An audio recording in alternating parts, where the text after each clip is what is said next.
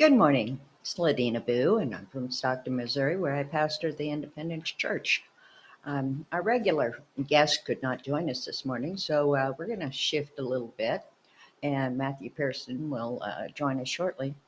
But we wanted to talk about abuse. I know we've talked about bullying for the young people and so forth, but we need to understand that adults are being bullied on a daily basis. And unfortunately, a lot of that will happen in the home, whether that's abuse from parents, abuse from neighbors, children get abused in school with the bullying and so forth. But when you're in a relationship with someone and you're married to them or you have a long term relationship, whether you're just living together or whatever the case may be, too many people are being abused. We have raised our children in a society where they have guns and so forth on their games. They're beating people up on their games.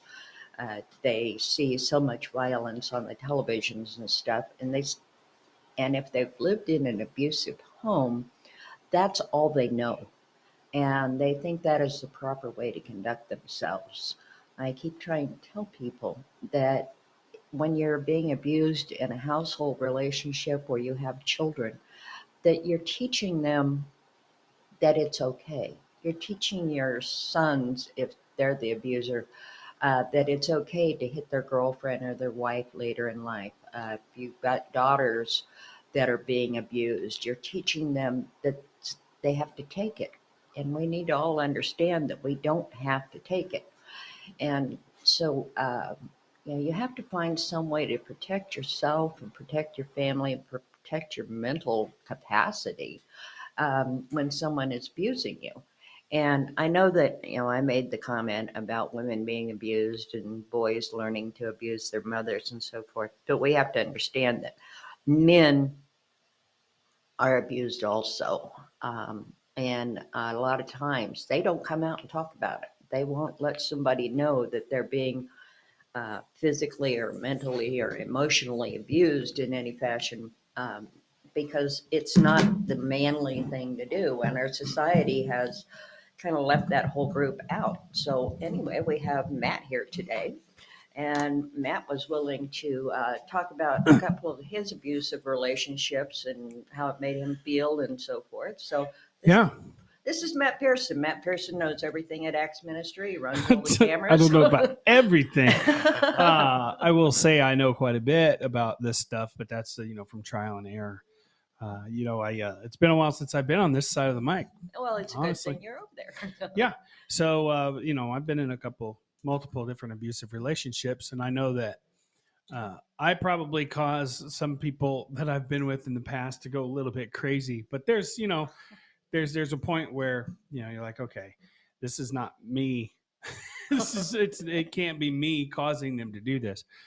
My first wife, I had it was we met under shady circumstances, anyways. Uh, Long story short, ended up there being a baby involved, and so I married her, and I was I had never really been in a physically abusive relationship at that point. Mhm. Probably a couple of emotional abusive ones, Right. unintentional, but this was intentional, physical, emotional, and just psychological abuse, verbal abuse. And and you're right. A lot of men don't come out because, let's face it, most people don't care about men's psychological well-being. Yeah. I have a friend of mine, and he was drunk one day and went home with what he thought was a friend. It was a drinking buddy. And he would never come out and admit it, but, he was raped. Mm. And he won't go to this, he never went to the police or anything. He ended up with the daughter out of it. But, Yeah. he was never involved with that person. And they say that men can't get raped. That is not true, Hmm. because though most of the time uh, our bodies will not work under the prime circumstances if Hmm. you're being raped, but sometimes they do. Yeah.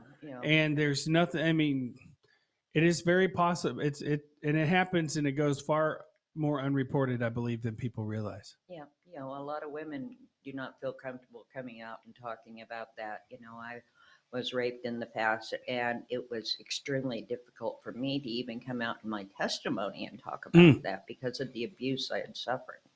yeah, and molestations, a lot of them go unreported. Mm-hmm. Um, I was molested also when I was around 14 years old Yeah. by my friend's uncle, and a long time. I think I was a young person. I was going through puberty, and Mm-hmm. the body reacts a certain way. So all you feel is shame Right. and just you feel gross and shameful after it's done. So you don't want to tell anybody that No. because of the way your body responded. It's it, and I made a decision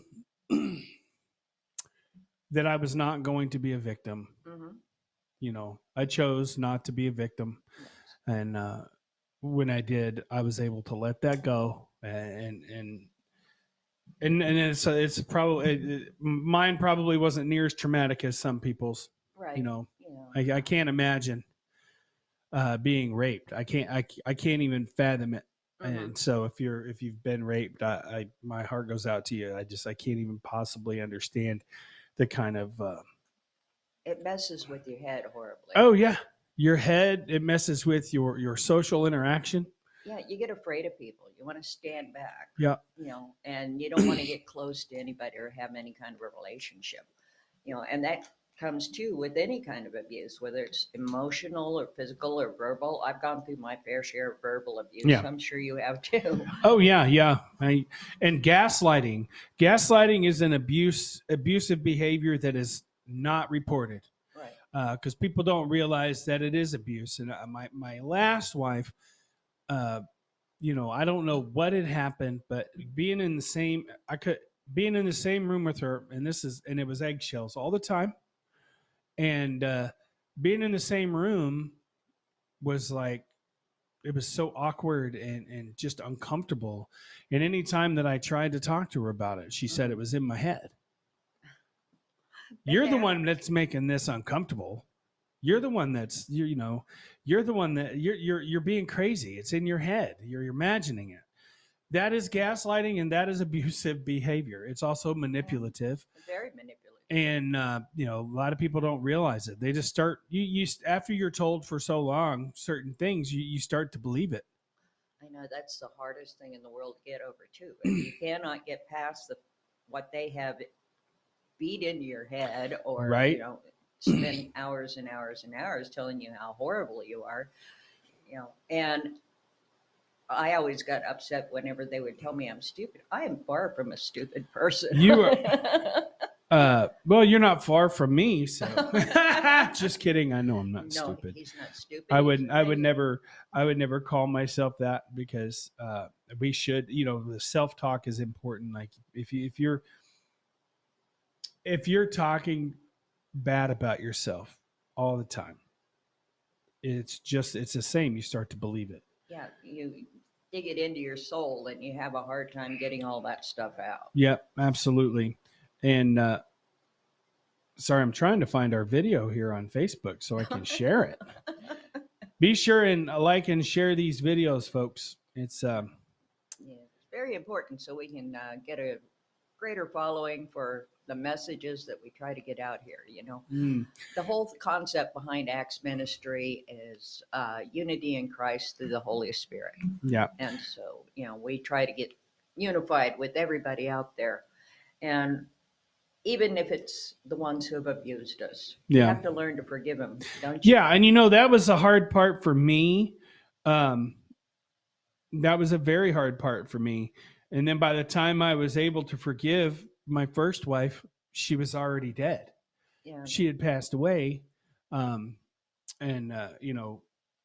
intravenous drug use and many other things played factor in that. But um, so, but I was able to forgive her, Yeah. even though she was dead. I could still forgive her, And I had actually, when I decided to forgive her, it was an aha moment on one of our shows. I was doing the morning drive with Matt and Jay. I was with Brother Jay. We were talking about when Jesus comes back, what is he? You'd be surprised at where he'll be, because he'll be where he's needed, right? Right. He'll be where the sinners are, and we'll be surprised how many churches he'll be at, or people will be surprised that he's there talking to them because they need him. Right. And I said, the fact of the matter is, Jesus died for everybody, everybody, no matter who. And it hit me, and I said it out loud. He died for her too, so that she could be forgiven. As much as I didn't want her to be forgiven, I was like, oh, I don't want her to be forgiven. This person hurt me. I don't want them forgiven. I don't want to. But then I forgave her. You don't want to look at them forever in eternity. But if you don't forgive them, you just hurt yourself. Yeah, and you got to be careful. You don't want to become a cynical human being where you see the worst case scenario in everything. That's just something I don't like to be cynical. I don't like to be negative.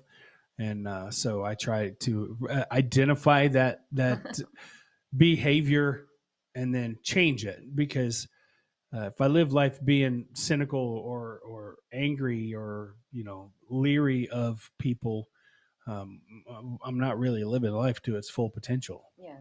I find no reason to hold on to old grudges and old hurts. It's not doing anything but hurting me. So it's easier to forgive them and release them. Nobody said you had to forget what they did. Yeah, I don't know where people got that from. I guess you get it because God chooses to forget our transgressions. Yeah, God chooses to forget our transgressions, but we're not God. And, even if you forgive somebody, that doesn't mean you're going to forget what they did. You take that and you store it in your head so that you have future ideas and future thoughts, and you can see what's coming at you then. And so forgive and forget is not the easiest thing in the world, and I don't think anybody can actually forgive and forget everything that's happened to them. That's true. You'll pretty much never forget, and the more you try to forget, the more you remember it. Yeah. You ever notice that it's easier to remember something if you try to forget it, because it makes you think of it more. But yeah, it's I was told in one of my relationships that if I started going to church, that she would divorce me. Oh wow.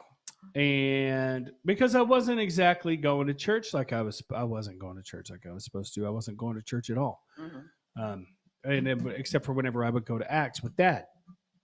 So we go to Acts, First Acts Church. It was at Maranatha Chapel back then, first and third Sundays. Right. Or was it second and fourth? It was one of those first two. And third. It was a Sunday. It was 2 Sundays a month. And I went to the church with her and sat next to Dad, and she had to leave. She left. And then after that, she told me if I start going to church, she'll divorce me. And, I always played that scenario out in my head before, when I was a Christian. If someone ever tells me not to go to church, I'll drop them. Well, women get into men's heads just the same way as men get into women's. Right. The men getting into women's heads and being psychologically, emotionally, and physically abusive is talked about more. And then people realize, people don't realize that happens a lot where the woman is doing the same thing. And you think it'd be easy, that person hurt me and keeps hurting me. Why would I stay around? Well, because that becomes a new norm, and you get what they call codependency. Right. So you if you're not being abused, it's weird. That's the way I saw it. It's like, if I was not being abused, I'd sit back and go, okay, this is strange. Something bigger is coming. Something bigger is coming. It's going to hurt a whole lot more next time. Yeah. So I'd rather microdose on abuse than to have, big whomping moments of abuse. So microdose on abuse. Little bits of abuse throughout time is better than a lot of abuse. it's like, okay, he's been smiling all week long. Friday night's going to come and he's going to get drunk and I'm going to be in the hospital before it's over Yeah. with. And that happened a few times, and I never could understand it, but you don't know when this abuser is really going to come and jump on you or jump on what you said. Right. You have to watch your language around them. Yeah. One little word can set things off forever. Absolutely. And it's nerve wracking. Mm-hmm. But then you get pretty good at it. Mm-hmm. You get pretty good at trying to pacify the person in certain ways that hopefully they'll leave me alone. You Yeah. know, I got to where I was in my second marriage. Like I got to where I was afraid to spend gas money or to spend money for gas in my car to get to work. Mm-hmm. And whether she realized that she was coming off that way, that she was doing that emotionally or psychologically, and still to this day, I'm like, was it me causing that? Mm-hmm. Was that really just me putting all that in my own head? It was not, even though I still feel like sometimes that it was. Uh, I would have to tell myself out loud, wait a minute, I need to get to and from work. I need gas. Mm-hmm. I'm the one who makes most of the money in the house. I'm Right. spending my own money out of my own account. You're not taking that money and taking a vacation by Right. yourself. Gas money. Why are you worried about somebody getting mad at you for putting your own gas money in your own vehicle? And I still pray for this person Mm-hmm. on a regular basis so that maybe they can recognize that there's an issue there, and maybe they can, take steps towards changing how they are perceived by the people around them. Um, if you don't feel like smiling, don't smile to someone else and then turn around and not smile at your husband or wife. Right. Because you see other people getting all these fake smiles and they're fake. Yeah, They're fake. You could see that But face. they're You know that convincing face. to the others. Mm-hmm. And then literally when you turn your head, like it's like dropping a mask off of your face. Mm-hmm.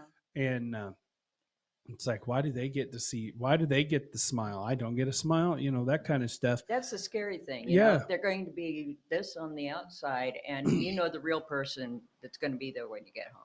Yeah. Yeah. Or just even the moment they turn around. Mm-hmm. And then you see, I've seen her face literally change like that, from a smile, looking at somebody from church, and then turning around and instantly Mm-hmm. Yeah, placid. I've known that in my own family.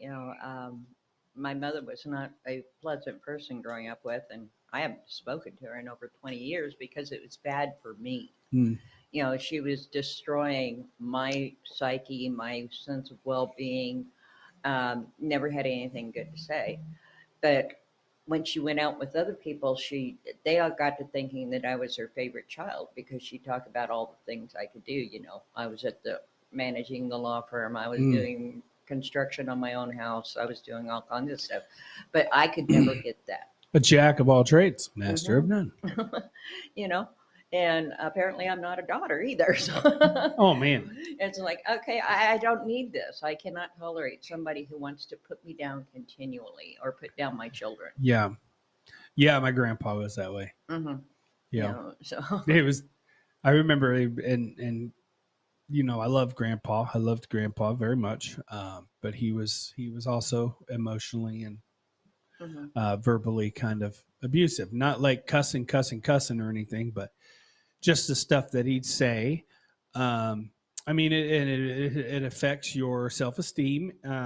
It cuts you through to the heart. Yeah, Sometimes. yeah. Like I would be playing guitar. I was pretty young, still learning. You say, well, if you can't play guitar, you when you can play this song and you play a song, you can play a guitar. So I went home in a week and learned that song and said, hey, Grandpa, I can play guitar now, and started playing guitar. And he said, nope, you're not doing it right. And it was identical, and that's just how he was. And you get used to it after a while, and I got to the point where if he said anything that would have upset me when I was a kid, I'm an adult, that's everybody's entitled to their opinion. Right. But yeah, so I don't know what else to say about it. All I know is you got to get through it, and you got to choose. And nobody can do it for you. There'll come a point in your life where you've chosen to learn from this experience, to not let it happen again, and to no longer be a victim of that particular one. Right. Like I chose not to be a victim anymore of molestation, Right. and my psychological outlook on life changed almost immediately.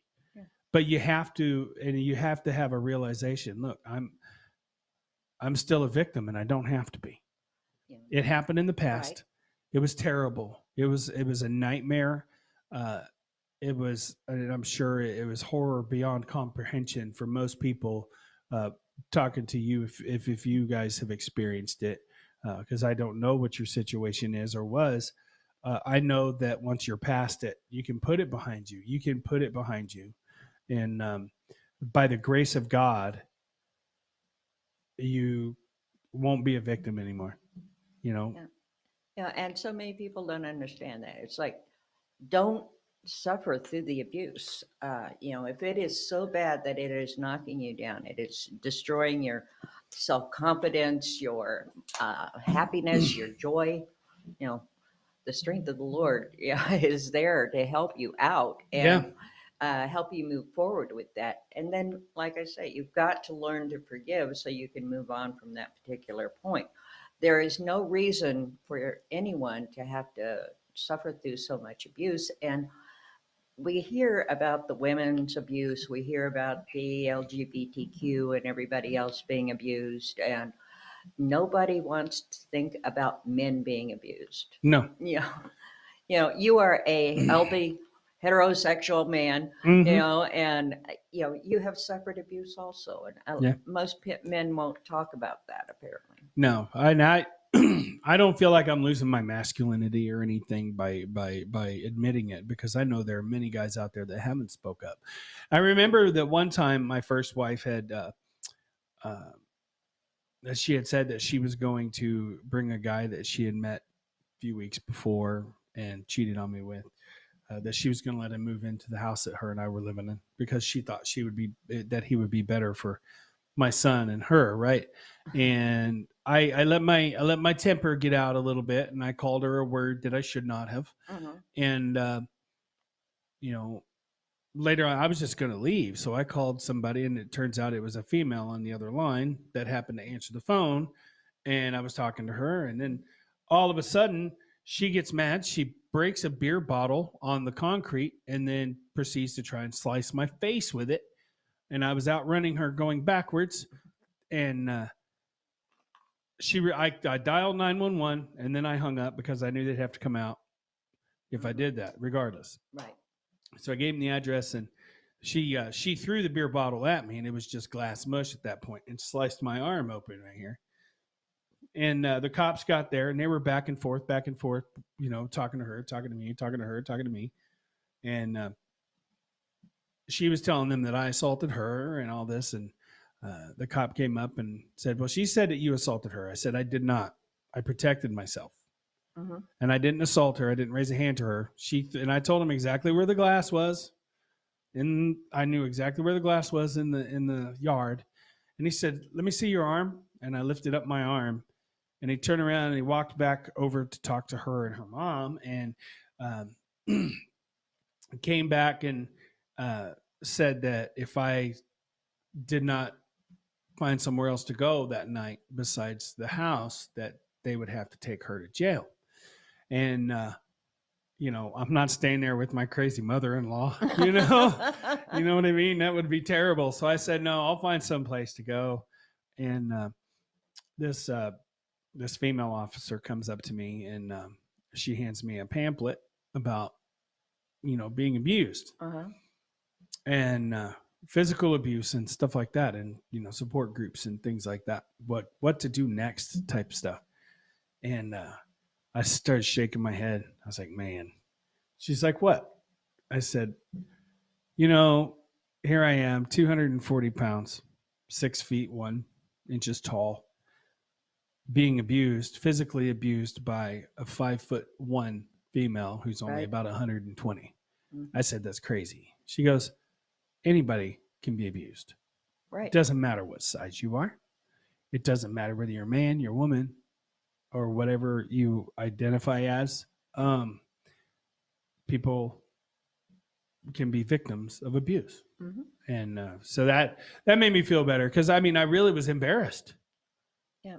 You know, Yeah. I took a young man to court one time to get a protective order against his wife. the ex parte. The ex parte, yes. And it was so, it broke my heart really because we got in there. She was very abusive. She was physically abusive. She was abusive to their child and so forth. And she was verbally and emotionally abusive. And he had her arrested for hitting him and so forth. And he goes in there, and the judge says, "Why are you here?" He says, "I want a protective order." And he says, "She's not big enough to hurt you. Why do you need a protective order?" The judge said The that. judge said that. And the judge and my friend, he turned around and he says, "Your Honor, I was not raised to hit women. I will not strike her because she'd have me in here." He says, "I need a protective order to keep myself and my child safe." Ah, And that was the longest court appearance for ex parte that I ever had to go through, yeah. just because a man about your Bigger size man and a trying to smaller get woman. a protective order against somebody about my size. Yeah. So Yeah. Yeah. And that's, it's crazy. If you're a man that's being abused out there, man, reach out to us or something. yeah, yeah. We're not going to think you're less of a man because you're admitting to being abused. Abuse can happen to anybody Hmm. at any time. And it's terrible when it does happen. And it affects you in a very, very, very lasting way. Yeah, the And manipulation, the hurt, the anger. yeah, You know, I find my solace in God now. I'm almost afraid to be in a relationship, like to find a girlfriend, because my track record's not very good at all. Because I can see being on the outside looking in at other people's relationships, I can know exactly what to do. But then in regards to my own relationships, I ignore red flags, and not so much anymore. I'm very selective about who I date. hmm They got to be in ministry. That's a requirement. yeah, They got to understand that I'm very busy in ministry, and I would like for them to work with me. hmm So if I'm going to be single the rest of my life, if I'm going to go the way of the Apostle Paul, that's okay. yeah, I've accepted that, and I am okay with it. But yeah, don't stay silent. Uh, Seek counseling of some sort. Talk to somebody that can help you. You yeah. know, And a lot of men I know are manipulated. Since women still to this day, I know quite a few men who have gained custody of their children, but most women gain custody of children in a divorce, even if it's an abusive relationship, and they will manipulate it to where they're going to try to hurt you until that child gets old enough to move away from home. yes. Stop using your kids as a power card against your spouse. That you're a terrible person if you do that. You're a terrible person if you do that. I'll say it again. You're a terrible person if you withhold your child from your spouse or ex-spouse just to hurt them. You are a terrible, terrible person, and you need to seek counseling, and you need to get right with Jesus, because you're not just hurting the person that you want to hurt. You're also hurting the child. I'm very passionate about this because I was used as a power card against my dad, and I have had the most animosity towards my biological mother because of that. Hmm. And it hurt me. And don't be so dang selfish. Don't be so vengeful. Find a way to get along with your spouse, because ultimately it's more important that you take care of your child, not that you hurt the other person. I don't care what they've done. If you have all right, so if a woman has custody and the father is doing everything he can, if he's paying his child support and he's trying to be in that child's life, don't use that kid to get what you want out of the father. And the same goes for men. If you got custody of your child, don't use that kid to try and get what you want out of the mother. Stop it. Sorry, when I hear about that, it makes me so angry that I want to cuss at people because there's such long lasting effects. Right. You know, And I've seen that in so many cases where, you cannot take a child and use it as a pawn for your war against someone who yeah, hurt you. yeah, you're just creating collateral damage Hmm. that may not affect you the way it should, but if it doesn't, there's something wrong with you. Yeah. There's something wrong with you. The collateral damage we're doing to our children these days is getting to the point where you're not going to be able to repair it. Yeah, when you're like, "Hey, mom, when am I?" You're imagine yourself a 6, 7, 8-year-old child, and you're like, "Mom, when is Dad gonna? When am I gonna get to see my dad again?" Well, if your father loved you, he would call you. Or right. I found out later that Dad didn't know where I was. Hmm. She took me out of state so that he wouldn't know where I was. And then she said that, and that's one of the right. So trying to forgive people is that one. That's worse than any physical, emotional, or uh, psychological abuse that I have ever experienced in my marriages. That still is worse Hmm. in my mind. That's the one that I have the hardest time forgiving for. If the ex-spouse doesn't want anything to do with the children, if they don't, if they're abusing them or they're physically abusing them mentally or Or they're whatever. just not. They're making. And I was bad about this too. Whenever I was doing drugs and drinking and stuff, I wasn't there. Hmm. Yeah. The distance hurts your kids. Yes. And then showing up and then disappearing again. That's Hmm. terrible for children. That causes issues too. Yeah. I've got And a 7-year-old granddaughter that's suffered through this. I mean, her father was hey, brother Barney. there and then he was gone and then he was in prison and then he was back. And then if he disappeared for any period of time, she'd ask her mom, is dad in jail? And, that broke her heart severely. And now she's her mom has a new guy in her life and she considers him dad, and her own dad doesn't even contact her. So, she has found a peace, but we had to put her in counseling for 3 years over it. Yeah, you got to also be careful about who you introduce into your kids' lives. Yeah. You got to be really.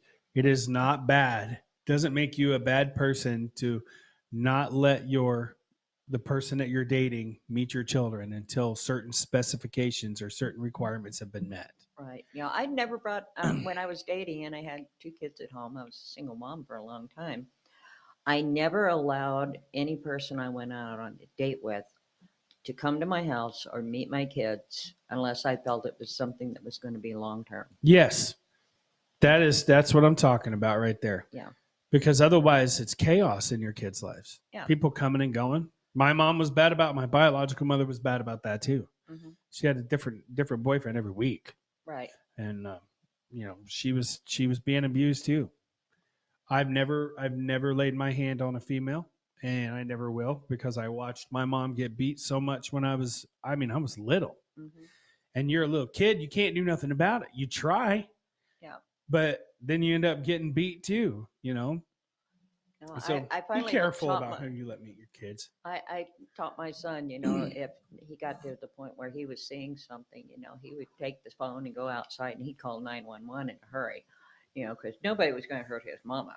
Yeah, But, I did not bring people home that I thought were going to be bad. I mean, you didn't marry 2 women you thought were going to abuse you. right. I never married anyone I thought was going to abuse me, but I fell into that trap and I got myself out because I didn't want my own kids to learn that. Right. They have to be able to move on in life on their own. And Yeah, and it's just be careful who you let be in your kids' lives. I've got a really good friend of mine. We've been friends since we were kids, and she said there's a minimum time of at least 2 or 3 years before whoever she dates gets to meet her kids, mhm. and even then, it's a pretty strict uh, series of events, or no, I'm trying to think of how to put. She's got a lot of requirements Mhm. before she lets somebody meet her kids. And now, if your kids are adults, that's a different story.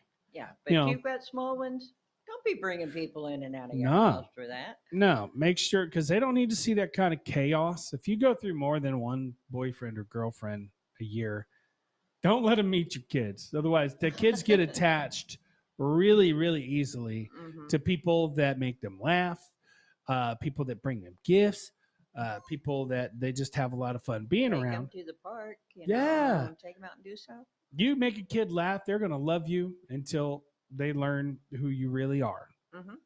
And it's not fair to them to bring somebody into their life only to know that there's a good possibility that they're just going to jump out. And so that's sorry, I kind of took over your show today. I'm so glad you did, Matt. It's been a while since because I used to do this every morning, Monday through Uh-huh. Friday, from what was it, from 8 to 9? Was it 8 to 9 or 7 to? Seven Yeah, to eight, I thought. I don't know. I don't remember. no, it was 8 to 9. Mhm. It was 8 to 9, and it's just I'm very passionate about people who are in abusive relationships speaking out and doing something about it.